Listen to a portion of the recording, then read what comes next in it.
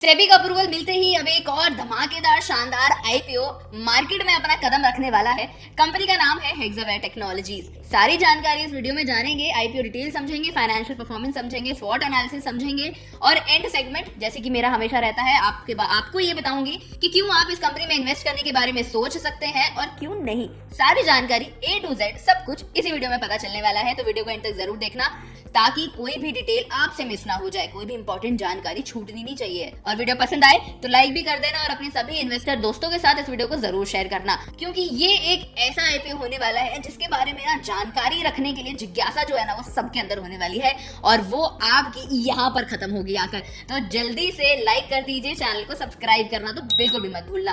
नमस्कार दोस्तों, मैं हूँ मानसी और आप देखना शुरू कर चुके हैं फ्रीडम ऐप का मनी हिंदी चैनल, जहां पर हम एक सेगमेंट ऐसा रखते हैं कि मैं आईपीओ डिटेल्स आपको बताती हूँ। जो भी अलग अलग आईपीओ हमारे पास आ रहे हैं वो सारी डिटेल्स आपको इन वीडियोस में पता चलती हैं। मेरी आईपीओ की वीडियोस ना मैं देख रही हूँ लोगों को बहुत पसंद आ रही है और कमेंट भी अच्छे खासे आ जाते हैं। तो अगर आपको ये पसंद आती है ना तो अपना कमेंट सेक्शन में डाल देना। कंपनी का नाम हेक्सावेयर टेक्नोलॉजीज, जो आईटी सेक्टर में अपना अच्छा खासा नाम बना चुकी है, एक प्रोमिनेंट प्लेयर है। साथ ही साथ वो अलग अलग टेक्नोलॉजी सर्विसेज भी प्रोवाइड करती है। अपना आईपीओ लेकर आने वाली है 12 फरवरी को। अब कंपनी का ओवरव्यू समझने से पहले ना जरा आईपीओ डिटेल्स आपको दे देती हूँ जो सबसे ज्यादा बेसिक और जरूरी होते हैं। तो कंपनी का आईपीओ जो है वो 12 फरवरी 2025 को ओपन होगा। क्लोजिंग डेट इसकी 14 फरवरी 2025 है। बेसिस ऑफ अलॉटमेंट डेट इसकी 17 फरवरी होने वाली है।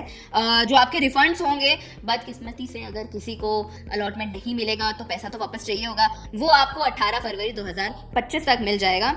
वहीं शेयर्स जिनकी किस्मत अच्छी होगी उनके शेयर्स उनके डीमैट अकाउंट में 18 फरवरी को ही आ जाएंगे और ये कंपनी लिस्ट होने वाली है। टेंटेटिव डेट जो है इसकी वो 19 फरवरी 2025 बताई जा रही है। फेस वैल्यू ₹1 पर शेयर पर है। प्राइस बैंड इसका 674 रुपीज से लेकर 708 रुपीज पर शेयर पर होने वाला है। लॉट साइज 21 शेयर का है।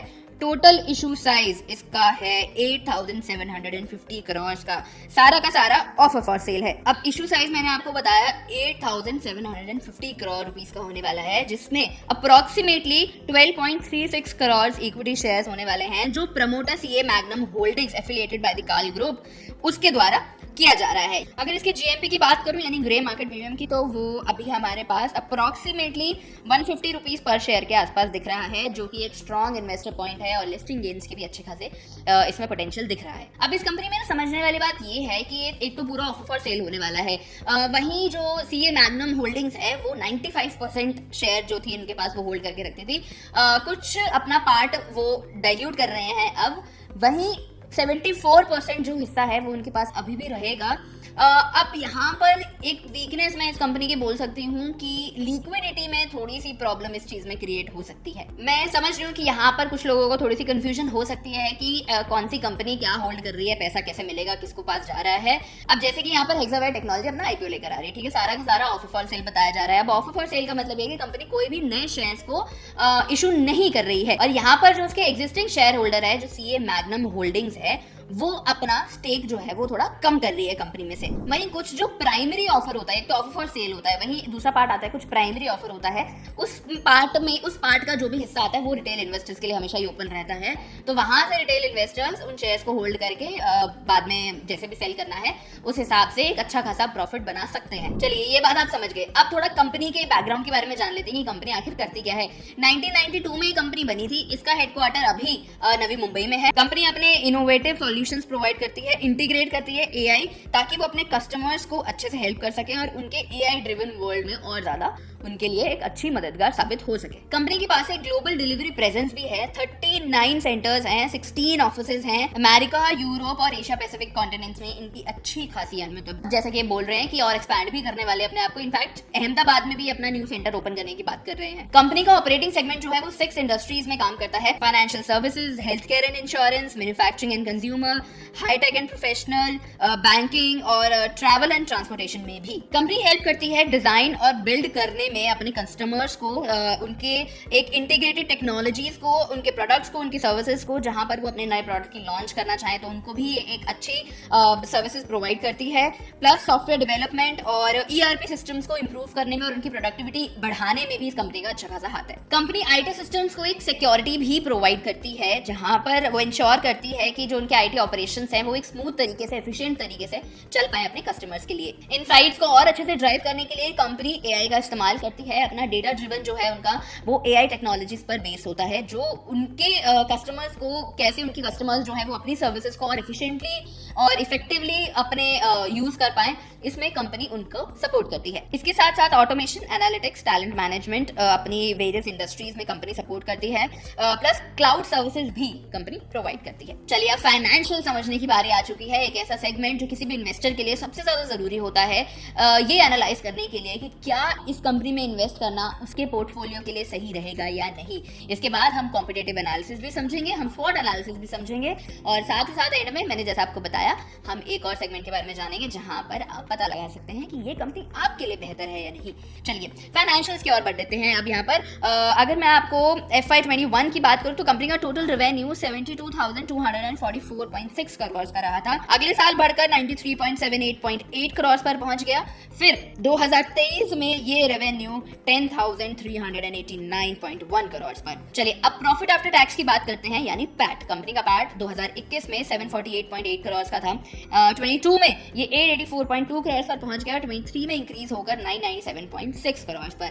वहीं नेट प्रॉफिट मार्जिन की अगर बात करें तो FY21 में ये 10.34% का था, FY22 में ये 9.43% का रहा, 23 में ये 9.60% का रहा। रेवेन्यू ग्रोथ में कंपाउंड एनुअल ग्रोथ रेट था, यानी CAGR जो इस कंपनी का था वो अप्रोक्सीमेटली 19.5% का रहा फ्रॉम 21 to 23। अब हमने पैट की बात करी तो प्रॉफिटेबिलिटी के मामले में एक स्टेबल ग्रोथ कंपनी देख रही है, जहां पर उनके जो ऑपरेशनल एफिशिएंसीज है ना ये दिखाती है कि उनकी जो अपना काम करने का तरीका है वो कितनी एफिशिएंटली कर रहे हैं। अब मैं इनके कॉम्पिटिटिव एनालिसिस अगर आपको बताऊं कि कौन कौन से पीयर्स हैं ऐसे जो इनके साथ हम एक कंपैरिजन के तरीके से देख सकते हैं कि प्रेजेंट में और आने वाले फ्यूचर में कंपनी कैसा परफॉर्म कर सकती है इन कंपैरेटिव टू देयर पीयर्स, तो वहां पर हमें ये पता चलता है कि इस कंपनी का ना फ्यूचर जो है वो क्या हो सकता है। क्योंकि ऑलरेडी अगर इस मार्केट में एक ऐसा सेगमेंट बन चुका है जहां पर हम एक कॉम्पिटिटिव देख लेते हैं कि हाँ कॉम्पिटिटिवनेस कितनी है मार्केट में, यानी कस्टमर उस चीज को कितना अच्छे से अवेयर है उस प्रोडक्ट के बारे में और कस्टमर्स कितना एक्सेप्ट कर पा रहे हैं, तो ये हमें कंपटीशन से पता चलता है।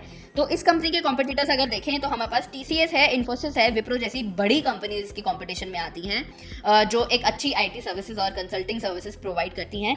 अगर मैंने हेक्सावेयर का तो आपको रेवेन्यू बता दिया है जो 10,389.1 करोड़ पर था, नेट प्रॉफिट मार्जिन 9.60 का था।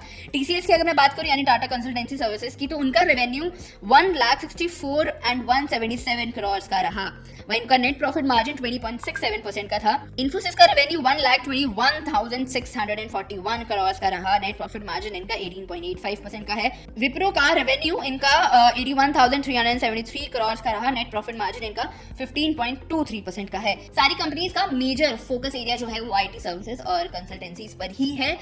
वहीं जो डिजिटल और टेक्नोलॉजी सर्विसेज है वो हेक्सावेयर एक अच्छा प्रोवाइड करती है। चलिए अब स्वॉट एनालिसिस की बात आ गई है, यानी स्ट्रेंथ, वीकनेस, उनके पास क्या क्या अपॉर्चुनिटीज रहेंगी, क्या क्या थ्रेट्स का सामना करना पड़ सकता है कंपनी को, ये सारी बातें इसमें पता चलेंगी।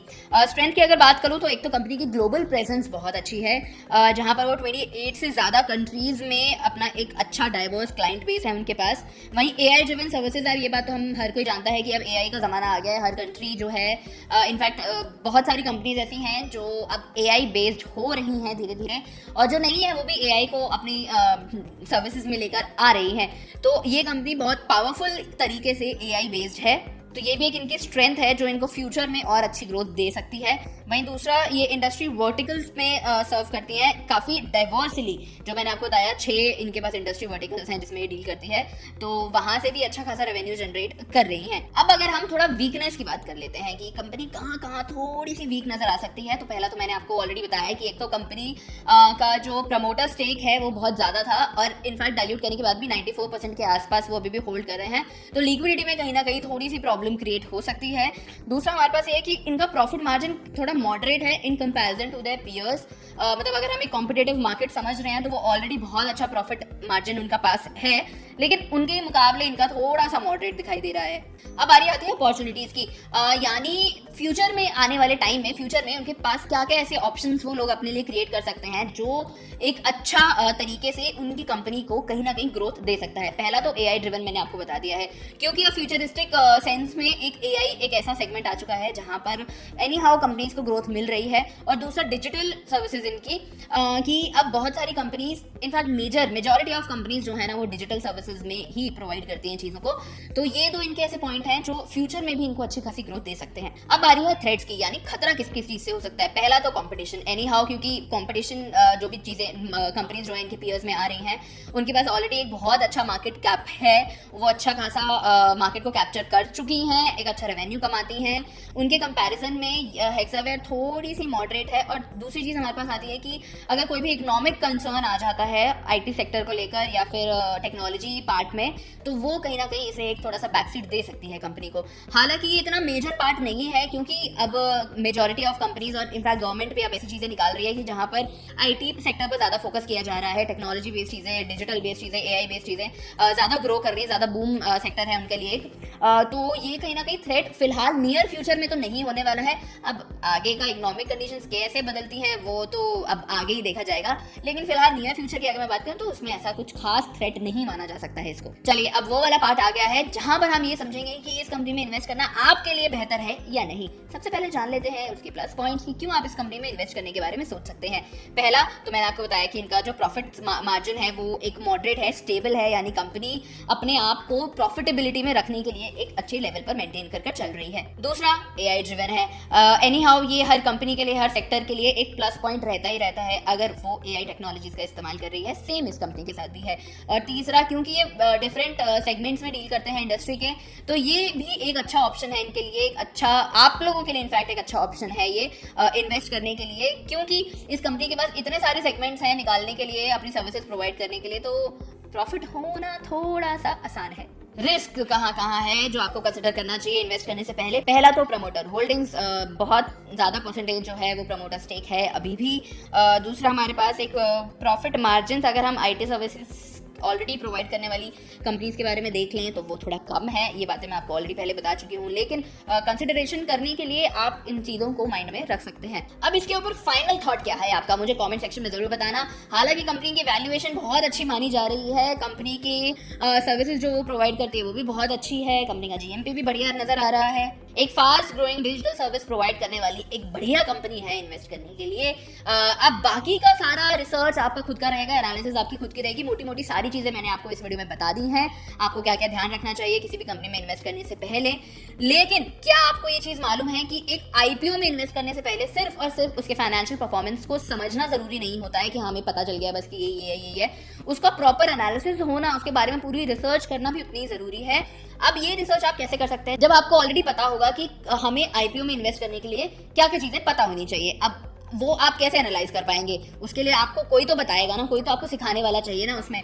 तो वो आप सीख सकते हैं आईपीओ के कोर्स के अंदर, जहां पर एक ऐसा एक वैल्यूएबल कोर्स हमारे पास अवेलेबल है एक्सपर्ट नॉलेज के अंदर, जो आपको बताता है सारी चीजें। एक्सपर्ट आपको बताएंगे A to Z सारी जानकारी उस आईपीओ की, किसी भी कंपनी के आईपीओ में कैसे इन्वेस्ट करना है, कब इन्वेस्ट करना है, कितना इन्वेस्ट करना चाहिए, सारी जानकारी आपको उस कोर्स में पता चल सकती है। और इनफैक्ट अभी तो वो आपको डिस्काउंट पर भी मिल रहा है, 399 रुपए में सारे कोर्सेज अवेलेबल हैं, चाहे पर्सनल फाइनेंस का हो, चाहे आप बिजनेस को शुरू करना चाहते हैं उसके ऊपर हो, चाहे वो फार्मिंग से रिलेटेड हो, सारी जानकारी आपको मिल सकती है। आपको उसके लिए सिर्फ डाउनलोड करना है फ्रीडम ऐप को, अपने फोन को खोल लीजिए और डाउनलोड कर लीजिए फ्रीडम ऐप, और बस देखना शुरू कर दीजिए। अब ये धड़ाधड़ी कोर्सेज, बहुत शानदार कोर्सेज हैं, आपको मजा आएगा देखकर, डिस्काउंट पर मिल रहे हैं सबसे बड़ी बात। तो मैं उम्मीद करती हूँ ये सारी चीजें अब आपको समझने के बाद और आसान लग रही होंगी कि यार अब मैं और अच्छे से सीख सकती हूँ इन सारी चीजों को, है ना। तो चलिए, मेरी साइड से अब तक ये सारी जानकारी आपके लिए थी। अभी तक कोई भी डाउट, सजेशन, फीडबैक रहते हैं तो मुझे कमेंट सेक्शन में लिख सकते हैं। मैं मानसी मिलती हूँ आपसे अगली वीडियो में।